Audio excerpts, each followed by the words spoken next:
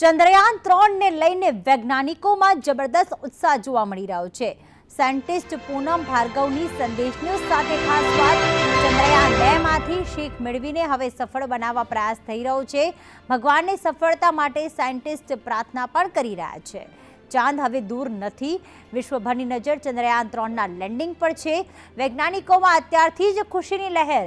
ચંદ્રયાન-2 માંથી શીખ મેળવીને ચંદ્રયાન-3ને સફળ બનાવવા માટે પ્રયત્ન કર્યા છે। ત્યારે વૈજ્ઞાનિકે ખાસ સંદેશ ન્યૂઝ સાથે વાત કરી। શું કહી રહ્યા છે વૈજ્ઞાનિકો, આવો સાંભળીએ। તો ચંદ્રયાન-3 ને લઈને વૈજ્ઞાનિકોમાં જબરદસ્ત ઉત્સાહ જોવા મળી રહ્યો છે। સાયન્ટિસ્ટ પૂનમ ભાર્ગવે ખાસ એ વાત કહી કે અમે ઘણા બધા પ્રયાસ કર્યા છે। ચંદ્રયાન-2 જે ક્રેશ થઈ ગયું હતું તેમાંથી અમે ઘણી બધી શીખ મેળવી છે અને કહેવાય છે ને કે ભૂલ થઈ હોય ત્યારે શીખ મળે અને એ જ પ્રયાસ અમે કર્યા અને શીખ લઈને ચંદ્રયાન-3 મિશન બનાવ્યું। અને હવે જ્યારે આજે પરિણામનો દિવસ છે, આજે વિક્રમ લેન્ડર સોફ્ટ લેન્ડિંગ જ્યારે ચંદ્રના દક્ષિણ ધ્રુવ પર કરવા જઈ રહ્યો છે, ત્યારબાદ ઓર્બિટર ઉતરાણ કરી અને ઓર્બિટર જે છે ચંદ્રની તમામ જે વિગતો છે, ત્યાંનું વાતાવરણ છે તે સાયન્ટિસ્ટને મોકલશે, ઇસરોને મોકલશે। ત્યારે આજે વૈજ્ઞાનિકોમાં ભારે ઉત્સાહ જોવા મળી રહ્યું છે।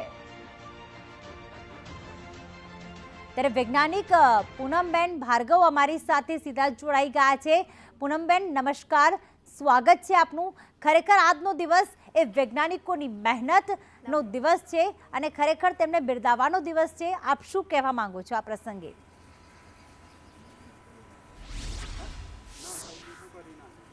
सबसे पहले तो हमारे देश के इसरो के वैज्ञानिकों को बहुत बहुत बधाई। हमारे देश को ये दिन दिखाने के लिए बहुत बहुत धन्यवाद उन लोगों का। और आज जिस तरह से हमारे पूरे देश में, पूरे गुजरात में तो हम यहाँ पे महसूस कर सकते हैं, पर पूरे देश में जिस तरह से उत्साह है इस चंद्रयान-3 को लेके, वो एक अनोखी अनुभूति हो रही है। मतलब ऐसा लग रहा है कि शायद चंद्रयान हमने ही बनाया और हम ही लेके जा रहे हैं। ये हमारे देश का, इसरो का इतना अपनापन है कि उसने पूरे इस मिशन को पूरे देश का मिशन बना दिया है। और आज ये चंद्रयान-3 जब 5:47 पर अपना ऑर्बिट, मून का ऑर्बिट छोड़ के लैंड करेगा, तो उस समय आप देखेंगे कि हमारा पूरे देश की ऐसा धड़कनें या तो तेज़ ही हो जाएंगी कि बस अब ये 15 मिनट लोग हाथ जोड़ के, फिंगर्स क्रॉस करके, जैसे भी करके वो वहाँ ही एक ही जगह पे खड़े हो जाएंगे और देखेंगे कि हमारा चंद्रयान कैसे साउथ पोल पे लैंड करने जा रहा है। अब बिल्कुल साउथ पोल पे लैंड करने वाला भारत जो है और चंद्रयान मिशन 3 जो है वो पहला देश बनने जा रहा है। पूनम जी, आपने अपनी खुशी तो जताई, लेकिन इसरो में इसका जो रोल है वो बहुत ही महत्व का रहा है। इसरो को कितनी मेहनत लगी थी इसमें, अलग अलग 8 जो अलग अलग साधन जो भेजे गए हैं और साथ ही साथ जो अलग अलग जो क्रियाएं की गई है, इसरो का कितना महत्व का रोल रहा इसमें? अहमदाबाद इसरो का तो पूरा ही महत्व का रोल रहा है। इसरो ने के साइंटिस्ट ने पूरा दिन रात एक करके इसमें मेहनत किया है। इस चंद्रयान को इतनी ज़्यादा इसके ऊपर मेहनत किया है कि एक भी चीज़ अगर ख़राब होती है तो दूसरी चीज़ चालू हो जाएगी। मतलब उसके लिए उन्होंने पूरी तरह से एक बैकअप प्लान बना के रखा है कि अगर एक सेंसर काम नहीं करेगा तो दूसरा करेगा, दूसरा नहीं करेगा तो तीसरा करेगा। सारे सेंसर पे पूरा दिन रात एक एक सेकंड उसकी नज़र है कि कहाँ पे चंद्रयान अभी कहाँ पे है, कैसे चल रहा है, क्या उसमें काम कर रहा है, कैसे उसकी लैंडिंग करानी है, कब उसको बटन दबाना है कि नहीं अब आप जो है ये ऑर्बिट को छोड़ के जाइए। 25 किलोमीटर ऊपर जब ये चांद के ऊपर होगा तब कमांड दिया जाएगा कि नहीं अब आप इसके ऊपर, अब आप इसको छोड़ सकते हैं, अब आप लैंड कर सकते हैं। और उस चंद्रयान-3 में उन्होंने उसको पूरा ऑटोमेटिक सेंसर के साथ में लेस कर दिया है कि उसके अंदर वो अपनी सतह के लिए खुद अपना, जहाँ पे उसको लैंड करना है वहाँ की जगह खुद से पता कर पाएगा कि इतनी बड़ी जगह पे मैं कहाँ पे लैंड करूँ, कहीं गड्ढे में तो नहीं जा रहा हूँ, कहीं इधर तो नहीं जा रहा हूँ। तो चंद्रयान खुद इतना सक्षम बनाया है उसको कि वो खुद से डिसीजन ले पाएगा कि अब मेरी स्पीड लैंड करने के लिए है, अब मेरी स्पीड कम हो गई है, अब मैं लैंड करने जा रहा हूँ और मैं यहाँ पे लैंड करूँगा। इस तरह से चंद्रयान-3 सेल्फ सफिशिएंट बना दिया है कि जैसे ही वो ऑर्बिट छोड़ेगा वो खुद में डिसीजन ले पाएगा। स्प्लिट सेकंड डिसीजन, मतलब सेकंड के भी कम समय में उसको ये डिसीजन लेना पड़ेगा कि वो कहाँ पे लैंड करेगा। इतना उसको पावरफुल इसरो ने बनाया है। बिल्कुल पूनम जी, सबसे बड़ी बात ये है चंद्रयान 2 के क्रैश होने के पीछे जो वजह बताई गई थी इसरो के द्वारा कि एक तो उसकी स्पीड ज़्यादा थी, एक जगह जो एक माप लिया गया था वो शायद कम पड़ा। लेकिन आपने ही कहा कि चंद्रयान 2 के वो कहते हैं ना कि फेल होने के बाद हमें रुकना नहीं है, हमें उसे सीख लेके और आगे बढ़ना है, और भारत ने यही किया है। नहीं। आज भारत चंद्रयान 3 लॉन्च करने के बाद भी इतना सफलता कर पाया है जो विश्व के अन्य देश नहीं कर पाए हैं। चंद्रयान 3 की जो मुश्किलें रहेंगी 5:30 के बाद, एक तो स्थान जो डिसाइड किया गया है, एक स्पीड जो डिसाइड की गई है, और एक समय, इन तीनों के बारे में आपका क्या कहना है? जी, समय। जी, तो हम एक एक करके इस पे बात करते हैं। जब हम चंद्रयान 2 की बात करते हैं तो उसको 500 मीटर बाई 500 मीटर का मैप दिया गया था लैंडिंग के लिए। अभी इस बार चंद्रयान 3 को 4 kilometre by 4 kilometre, 4 by 4.5 kilometre लगभग का एरिया दिया गया है कि जिसको वो स्कैन कर पाएगा। वो इतना कम समय में उसको डिसीजन लेना है, तो उसके अंदर जो सेंसर और जो डिसीजन लेने के लिए जो लगाए गए हैं वो इतने तेज़ हैं कि वो स्प्लिट सेकंड, मतलब 0.1 सेकंड, 0.2 सेकंड में वो डिसीजन ले लेंगे कि ये जगह नहीं, ये जगह पे लैंड करना है। तो 4 किलोमीटर बाई 4.5 किलोमीटर के एरिया उसके पास है जो वो स्कैन करके देख पाएगा कि मुझे कहाँ पे लैंड करना है। इसके अलावा अगर हम इसके बाद हम बात करें कि दूसरी बात कि वो स्पीड कंट्रोल नहीं हो पाई थी तो क्रैश लैंडिंग हो गया। तो जब स्पीड कंट्रोल नहीं हो पाई थी तो उसके लिए इस बार हम लोगों ने, इसरो के साइंटिस्ट ने क्या बताया है कि उसके अंदर उन्होंने रॉकेट्स लगाए हैं, 2 की जगह 4 रॉकेट लगाए हैं। तो जो उसकी स्पीड को पीछे की तरफ थ्रस्टर्स लगे हैं जो पीछे की तरफ खींचेंगे, मतलब चंद्रयान 3 का फ्री फॉल नहीं होगा। अगर कोई भी चीज़ को आप सपोज़ करिए ऊपर से गिराते हैं और वो फ्री फॉल हो जाता है, जैसे अगर आदमी ऊपर से जब पैराशूट के ज़रिए नीचे आता है तो उसका जो पैराशूट है वो उसके स्पीड को कम करता है। इसी तरह से चंद्रयान में जो रॉकेट्स लगे हैं, जो थ्रस्टर्स लगे हैं, वो उस चंद्रयान की स्पीड को कम करेंगे। वो चंद्रमा के ग्रेविटेशनल फोर्स से डायरेक्टली क्रैश नहीं करेगा। तो इस तरह से उसके स्पीड को बहुत कम कर दिया जाएगा और वो धीरे धीरे वहाँ पे लैंड करेगा। तो इस तरह से उसका एरिया बढ़ गया, स्पीड कम हो गई और उसमें खुद का डिसीजन लेने की क्षमता में बहुत ज़्यादा इम्प्रूवमेंट किया गया है। बिल्कुल, काफ़ी ज़्यादा इम्प्रूवमेंट। वो किस समय पे लैंड जी जी, समय के बारे में बताइए पूनम जी। तीसरी बात शायद आपने जो पूछी थी, तीसरी बात आपने पूछी कि वो समय, तो आप सोच रहे होंगे कि अभी तो वो चंद्रमा के पास हो गया है तो आज ही अभी क्यों नहीं लैंड करता है। तो उसमें ऐसा है कि जब चंद्रयान को लैंड करना है चंद्रमा की सतह पे तो उसको सूरज की किरणें भी मिलनी चाहिए। ऐसा नहीं कि वो अंधेरे में लैंड हो जाए।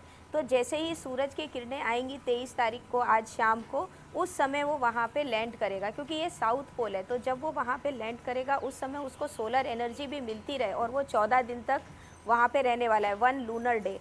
तो 14 दिन वो वहाँ पे रहेगा और डेटा को भेजता रहेगा। 14 दिन से ज़्यादा भी रह सकता है, लेकिन उसका जो ऑफिशियल कैपेसिटी है वो 14 दिन का उसको बताया गया है इसरो की तरफ से। तो वो 14 दिन तक वहाँ पे रह के और वहाँ से जो भी जानकारियाँ हैं वो इकट्ठा करेगा। जी बिल्कुल पूनम जी, आपने बताया कि समय इस तरह से जो है निर्णय लिया गया है समय के बारे में कि उसको सूरज की किरणें भी मिलती रहे। ये 14 दिन जो मिलने वाले हैं और सूरज की किरणें जो मिलने वाली है वो मतलब क्या मात्र सूर्य को ही ध्यान में रख के किया गया है, क्या अन्य प्लैनेट्स को भी ध्यान में रख किया गया है सारा? क्या अन्य प्लैनेट्स भी इसमें कुछ मदद करेंगे? कई चीज, हाँ, कई चीज़ों को ध्यान में रख के ये समय को चूज़ किया गया है। आप सोचिए कि एक एक चीज़ के लिए कितना कैलकुलेशन किया गया है कि वो कब लैंड करे, कितनी स्पीड पे लैंड करे। तो इसमें कैसा होता है कि we are actually waiting for don.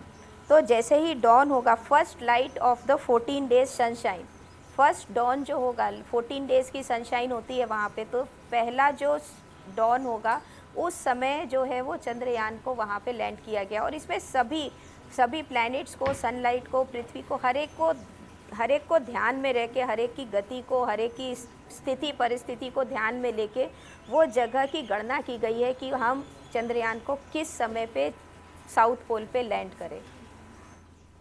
जी जी पूनम जी, दूसरी बात ये कि अभी तो जो चंद्रयान मिशन 3 भेजा गया है चंद्र पे, उसमें सारे प्रोग्रामिंग हमने किए, वैज्ञानिकों ने किए हैं, यानी किस समय पे होगा, कैसे लैंडर और ऑर्बिटर काम करेगा, पूरा अंदर प्रोग्रामिंग किया गया है। कि यहाँ से श्री हरिकोटा से या अहमदाबाद इसरो से कुछ कंप्यूटराइज अभी भी प्रोग्राम देने का चालू ही है, और जब लैंडिंग होगा तब यहाँ से क्या कंप्यूटराइज या किया जाएगा आर्टिफिशियल इंटेलिजेंस की मदद से?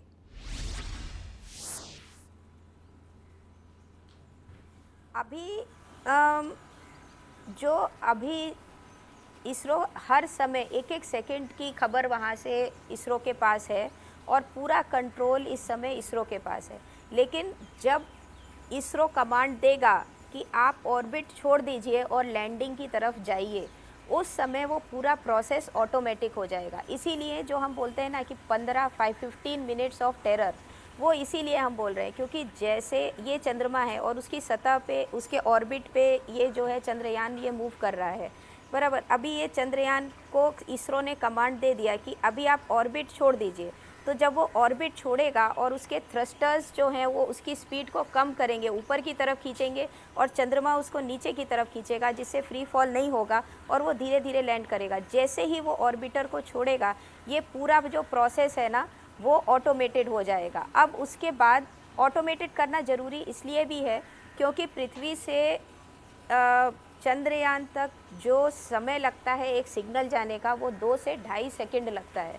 लेकिन इतना समय चंद्रयान के पास नहीं होगा कि वो उस डिसीजन का वेट कर सके। 2 से 2.5 सेकंड जो चंद्रयान को ऑर्बिट से निकलने के बाद डिसीजंस लेने हैं कि उसकी स्पीड कितनी कम हुई है कि नहीं हुई है, या फिर एरिया कितना है, जस्ट टाइम हो गया है, वो सारा डिसीजन उसको स्प्लिट सेकंड में लेना है। मतलब 1 सेकंड से भी बहुत कम समय में वो डिसीजन लेना है। इसीलिए उस पूरे प्रोसेस को ऑटोमेट किया गया है, उसके अंदर डिसीजन लेने की कैपेसिटी को बढ़ाया गया है और उसको समर्थ बनाया गया है कि वो अपने हिसाब से वहाँ पे लैंड करके डिसीजन ले ले। एक बार वो सतह पे लैंड कर गया, उसके बाद वापस से इसरो के पास में उसका कंट्रोल आ जाएगा और वो जो रोवर है वो बाहर आके जो भी उसको डेटा देगा, जिस तरह से देगा, तो इसरो उसको कमांड करके, कंट्रोल करके वो पूरा डेटा ले पाएगा। बिल्कुल पूनम जी, आम भारतीय जो जानना चाहता है, उसमें बच्चे भी आ जाते हैं, बूढ़े भी आ जाते हैं, यंगस्टर भी आ जाते हैं। अभी तक अन्य विश्व के अन्य देशों के द्वारा और भारत के द्वारा चंद्रयान मिशन यानी चंद्रयान पे भेजे गए जो लैंडर है वो कई है, मतलब मिशन कई किए गए हैं। अभी तक की जो है इंफॉर्मेशन कितनी आ पाई है चंद्र से, और अभी अगर ये सफर लैंडिंग हो जाता है, 14 दिन भी जो रोवर है वो पार कर देता है, तो कितनी इंफॉर्मेशन भारत में आएंगी और इससे भारत के भविष्य में कितना फायदा होगा, या आम भारतीय जानना चाहता है?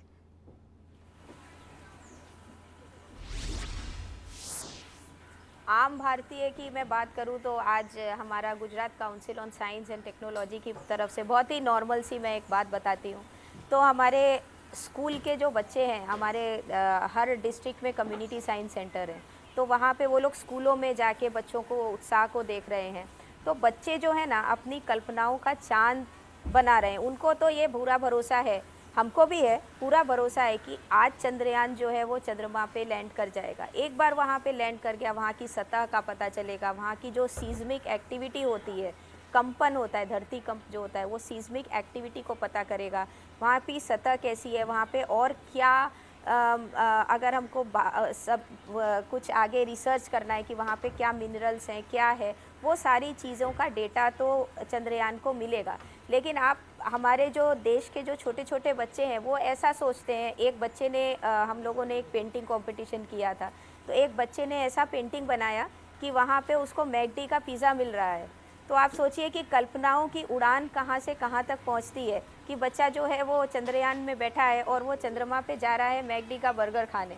तो आप सोचो कि क्या सोच रहे हैं हमारे देश के बच्चे, और इसरो के साइंटिस्ट ने हम लोगों को हमारे बच्चों की उड़ान को कहाँ से कहाँ तक पहुँचा दिया है।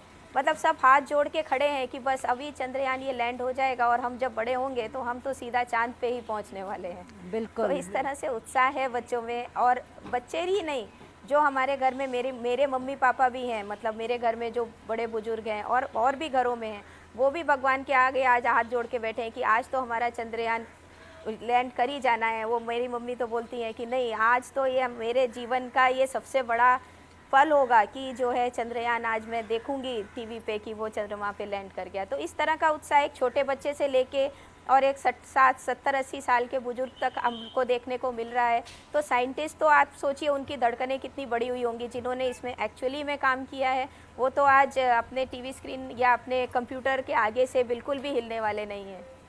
जी। बिल्कुल, धन्यवाद पूनम जी संदेश न्यूज़ के साथ जुड़ने के लिए। तो વૈજ્ઞાનિકોની સાથે સાથે આજે આખો દેશ અને વિશ્વના દરેક ખૂણે રહેતા જે મનુષ્ય છે એ જ સપનું જોઈને બેઠા છે। વિદ્યાર્થીઓના મનમાં ઘણી બધી કલ્પના છે કે અમે ચંદ્ર પર જઈ શકીશું, એટલે આ બધી જ કલ્પનાઓની વચ્ચે આજે પરિણામનો દિવસ છે। આશા રાખીએ કે આજે ચંદ્ર પર સફળ લેન્ડિંગ થઈ જાય।